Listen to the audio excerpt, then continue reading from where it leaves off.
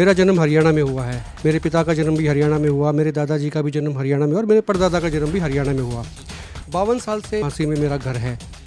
मैंने वोट डालने शुरू किए 2002 की, जैसे आपने बताया रेफरेंस है, उससे बहुत पहले से मैं वोट डालता आ रहा हूँ। 2002 से पहले भी डाले, बाद में भी डाले। अब मुझे अगर ये कहा जाता है कि आपका नाम 2002 की लिस्ट में नहीं है और आपका नाम अगर आप नहीं साबित कर पाए तो आपका नाम काट दिया जाएगा, तो क्या मेरा अधिकार छीनने की बात नहीं हो रही है? तो क्या ये मेरी ही ड्यूटी है उसको सेटिस्फाई करूं कि नहीं जी मैं वोटर हूं, मेरा वोट में अगर लिस्ट में नाम नहीं भी है तो मैं साबित करूंगा उसको, या उसकी जिम्मेदारी है कि वो ढूंढे भी ये वोटर है कि नहीं है? ये जिम्मेदारी किसकी है? नमस्कार, एक पद पोस्ट में आपका बहुत बहुत स्वागत है। मैं हूं सर्वेश कुकरा। इस वक्त हांसी में हूं और राजेश खोत एसडीएम हैं हांसी के, वो हमारे साथ हैं। एसआईआर का काम चल रहा है, दरअसल लोगों के सवाल भी थे, जानकारियां भी थी, तो उसी के मुतल्लिक आज बातचीत करेंगे। सर बहुत बहुत स्वागत है आपका। एसआईआर का काम चल रहा है। एसआईआर के नाम से जो है लोगों में करंट आता है, उनको लगता है कि बिहार चुनाव अभी हाल ही में हुआ है तो एसआईआर के नाम पे बहुत ज़्यादा वोट कट गए थे, और अभी बीएलओज को जो काम सौंपा गया है लिस्ट को रेक्टिफाई करने का, उसके बाद भी उनके फ़ोन जा रहे हैं लगातार लोगों के पास में। वो कह भी रहे हैं कि आपका नाम नहीं मिल रहा है, ये नहीं हो रहा है, तो लोग बड़े परेशान हैं। तो काफ़ी सारे सवाल थे, इसको लेके जानकारियाँ भी आपसे चाहेंगे। पहली बात तो ये एसआईआर होता क्या है?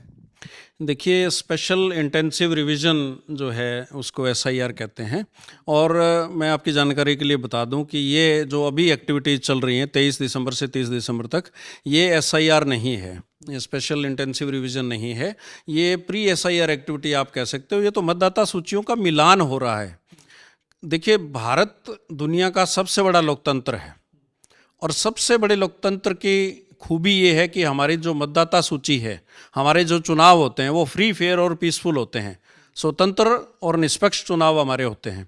उसके लिए सबसे जो पहला और मेन एस्पेक्ट है वो है मतदाता सूची की शुचिता और पवित्रता और सच्चाई। मतदाता सूची में जायज़ नाम होने चाहिए सभी, और गलत नाम कोई होना नहीं चाहिए। तो मतदाता सूची बिल्कुल प्योर पवित्र होनी चाहिए। इसी की एक्सरसाइज ये पूरी होती है और ये एक्सरसाइज टाइम टू टाइम होती रहती है। जायज़ की आपने बात की, बिल्कुल होना चाहिए। तो इसमें क्या परिभाषित करेंगे भी, कौन व्यक्ति जायज़ हो सकते हैं? क्या वो इंडियन नेशनल हैं, वो सारे जायज़ इसको मानते हैं, दूसरी नेशनलिटी के लोग हैं उनको नाजायज़ मानते हैं, या इसके इतर भी कोई चीज़ें हैं कि जिनको हम नाजायज़ और जायज़ कह सकते हैं? देखिए, तो देश की ही बात है, ये देश हित में करवाया जाता है। और इसमें एक तो मतदाता सूची में पूरे भारत में किसी भी व्यक्ति का एक ही जगह नाम होना चाहिए, और दूसरा 18 वर्ष से ऊपर का जो है वही इसमें शामिल हो सकता है। जो क्वालिफाइंग डेट होती है या कट ऑफ डेट होती है, उसमें वो 18 वर्ष की आयु उसकी पूर्ण होनी चाहिए, क्योंकि यूनिवर्सल एडल्ट फ्रेंचाइज है हमारे यहाँ। और 18 वर्ष से ऊपर के जो निवासी हैं भारत के, इंडियन सिटीज़न हैं, उनको वोट देने का अधिकार होता है। तो वो अपना फॉर्म 6 भर के अपना वोट बनवा सकते हैं क्वालिफाइंग डेट के बाद में। हर साल रिवीजन होती है और कंटिन्यूअस ये प्रक्रिया है, सतत प्रक्रिया है। 2002 का रेफरेंस लिया जा रहा है कि वो लिस्ट है चुनाव आयोग की, 2002 की बात हो रही है। ये 2002 का क्या मायना समझे? देखिए, पिछली बार ये जो स्पेशल रिवीजन जो हुआ था ये 2002 में हरियाणा में कंडक्ट किया गया था। इसलिए 2002 और 2024 की मतदाता सूचियों का मिलान किया जा रहा है, ताकि ये पता लग सके कि कोई बाहर से आकर के या किसी जिनको किसी प्रकार से इन्फिल्ट्रेटर्स कह सकते हैं या कुछ और कह सकते हैं, वो गलत वोट जो हैं वो शामिल किसी भी विधानसभा क्षेत्र की मतदाता सूची में ना हो। इसके लिए ही ये प्रक्रिया चल रही है, और किसी जायज़ का कोई नाम छूट ना जाए। और मतदाता सूची की पवित्रता के लिए हो रहा है। कुछ एब्सेंटी लोग होते हैं, कुछ शिफ्ट हो गए होते हैं, तो ये सारी प्रक्रिया अगर होती रहे तो लोकतंत्र के लिए बहुत बड़ी बात है और बहुत अच्छी बात है। एक एग्जाम्पल के जरिए मैं आपसे सवाल भी करना चाहूँगा, उसमें काफ़ी सारे लोगों के और भी सवाल हैं, वो भी आ जाएंगे। मान लीजिए मैं अपना एग्जाम्पल देता हूँ। मेरा जन्म हरियाणा में हुआ है, मेरे पिता का जन्म भी हरियाणा में हुआ, मेरे दादाजी का भी जन्म हरियाणा में और मेरे परदादा का जन्म भी हरियाणा में हुआ। 52 साल से झांसी में मेरा घर है।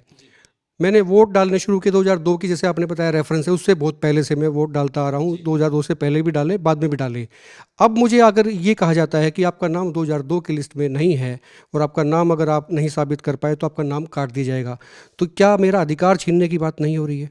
देखिए, मैं बिल्कुल स्पष्ट करना चाहूँगा आपके चैनल के माध्यम से कि वोट काटने की यहाँ पर कोई ऐसी बात नहीं है। ये बात सिर्फ मतदाता सूची की पवित्रता की है। अगर आपका वोट 2002 में, अभी जैसे मिलान जो चल रहा था, मैं आपकी जानकारी के लिए बता दूं कि हांसी विधानसभा क्षेत्र 50 हांसी विधानसभा क्षेत्र में लगभग 2,05,000 मतदाता हैं। उनमें से 60% का मिलान तो उनकी प्रोजनी और उनका खुद का जो है मैपिंग हमने पिछली बार सितंबर में अभी इसी सितंबर में, जो सितंबर 2025 में सभी बीएलओज 205 बीएलओज की मीटिंग बुला करके उनको सारी रेफरेंस दे दिया था, सब बता दिया था उनको, और 60% का तो मिलान भी हो चुका है। और बाकी जो है वो मिलान की ये प्रक्रिया लगातार चल रही है। किसी का वोट गलत तरीके से काटा नहीं जाएगा। अगर आपका वोट भारत में कहीं भी किसी भी विधानसभा क्षेत्र में था, या आपके माता पिता या दादा दादी का वोट था 2002 के हिसाब से, पीछे की जो मतदाता सूचियां हैं उनमें आप अपना वोट साबित कर दीजिए, कोई दिक्कत वाली बात नहीं है। वोट काटने की कोई बात अभी तक नहीं हुई है, और ना ही ऐसा कोई प्रयास है, ना ही ऐसा कोई इसका मंतव्य है। कि जो बीएलओज हैं सर, आपने नियुक्त की हैं, इनकी मीटिंग्स भी आपने बराबर ली हैं।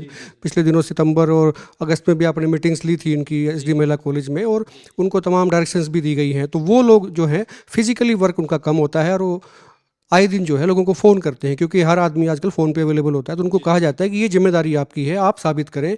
मान लीजिए कि मैं 95 में पहली बार वोटर बना, 95 में मैंने अपना वोट डालना शुरू किया, उसके बाद से आज तक डालता आ रहा हूँ। तो क्या ये मेरी ही ड्यूटी है उसको सेटिस्फाई करूँ कि नहीं जी मैं वोटर हूँ, मेरा वोट में अगर लिस्ट में नाम नहीं भी है तो मैं साबित करूँगा उसको। तो या उसकी जिम्मेदारी है कि वो ढूंढे भी ये वोटर है कि नहीं है, ये जिम्मेदारी किसकी है?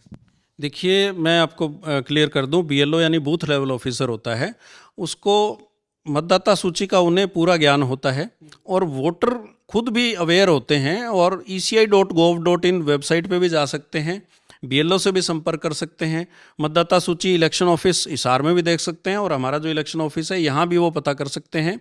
किसी भी कार्यालय में जाकर के, इलेक्शन ऑफिस में या तहसीलदार कार्यालय में जाकर के, या एआरओ कार्यालय या ईआरओ कार्यालय यानी कि यहाँ एसडीएम कार्यालय, यहाँ भी अगर संपर्क करेंगे तो भी पूरी उनको सुविधा प्रदान की जाएगी। और किसी भी ई सेवा केंद्र पे या ग्राम सचिवालय या कहीं भी जाकर के, वो साइबर कैफ़े में जाकर के eci.gov.in, और एक और हमारी साइट है ceoharyana.gov.in, उस पर भी जाकर के अपना पार्ट नंबर के हिसाब से, सीरियल नंबर के हिसाब से, या नाम के हिसाब से भी अपनी मतदाता सूची में, पिछली मतदाता सूचियों में भी नाम चेक कर सकते हैं, या कहीं भी उनके माता पिता दादा दादी का वोट हो तो वो भी चेक कर सकते हैं। एक टेक्निकल दिक्कत और इसमें देखी जा रही है सर। जैसे मान लीजिए कि एक मोहल्ला है, ये मान लीजिए मेरा एग्जांपल ही मैं लेता हूँ, मेरा घर यहाँ पर है, मेरे पड़ोसी का जो वोट है वो किसी और सूची में है, मेरा किसी और में है, और उससे अगला जो घर है वो किसी और सूची में भी हो सकता है। ऐसा रहा है, पिछले जो लिस्टें बनी हैं उसमें किसी की भी खामियां रही हैं, वो टेक्निकल आधार पे पड़ोसियों के वोट अलग अलग बूथ पे, अलग अलग वार्ड में भी शिफ्ट रहे हैं।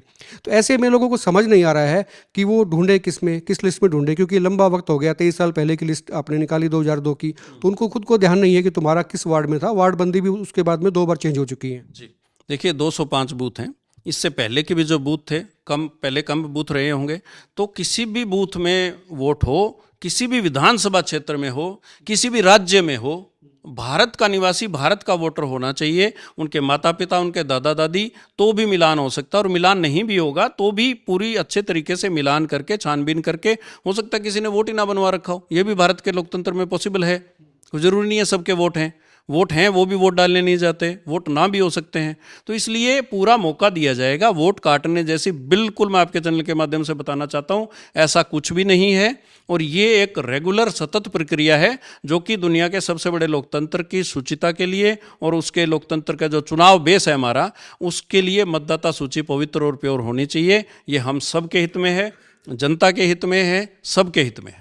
एक आखिरी सवाल है, लोगों को ऐसा भी लगता है कि चूंकि बिहार का मैंने एग्जांपल शुरू में कोट किया था, उनको लगता है कि 65 लाख के करीब वहां पर वोट कट गए थे, तो बीजेपी तो ऐसा कुछ नहीं करा रही है कि भी जो उनके वोटर्स हैं उनको मालूम है कि भाई ये तुम्हारे वोटर्स हैं कि नहीं है, तो उनको रखा जाए, और बाकी के जो है ना सूची जो है थोड़ी सी कम कर दी जाए ताकि चुनाव में फ़ायदा हो। हालांकि पॉलिटिकल सवाल है, आपके मुतालिक नहीं है, लेकिन क्योंकि मामला जो है वो वोटों से संबंधित है, इसलिए इसमें आप क्या कह रहे हैं?